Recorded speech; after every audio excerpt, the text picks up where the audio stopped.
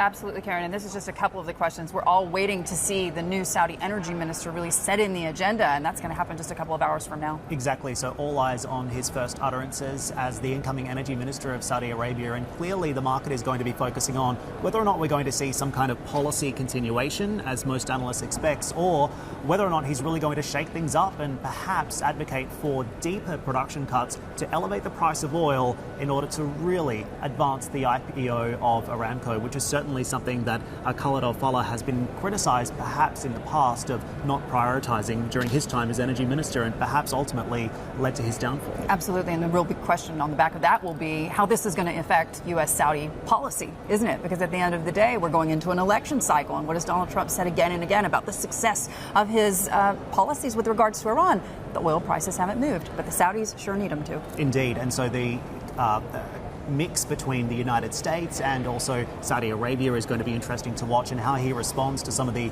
perhaps likely commentary from President Trump on this energy transition at the apex of power in Saudi Arabia. Fatih and I also had the opportunity to speak with Fatih Birol at the IEA. I asked him to weigh in on the Democratic contenders in the United States who are now perhaps talking about banning fracking in the United States, the likes of Kamala Harris, Bernie Sanders, Elizabeth Warren also being a strong advocate for this. I asked him to quantify the impact of that ban in the US and what it would mean for oil prices generally. Here's how he responded. Climate change is a serious issue.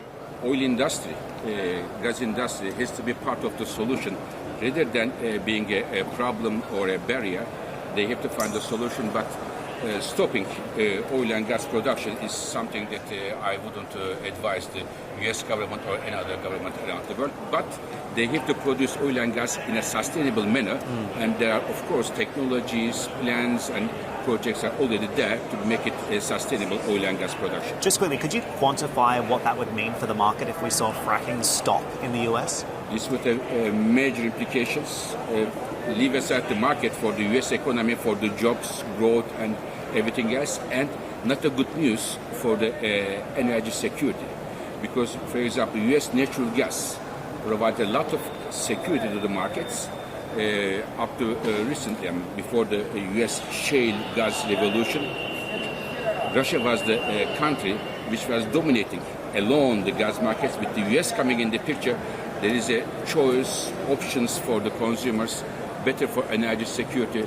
Diversification of the supply is a good news. So just banning this would not be a good news, not only for Americans, but also for Europeans or somebody else. So essentially there, then, an Elizabeth Warren presidency would be bad for U.S. national security.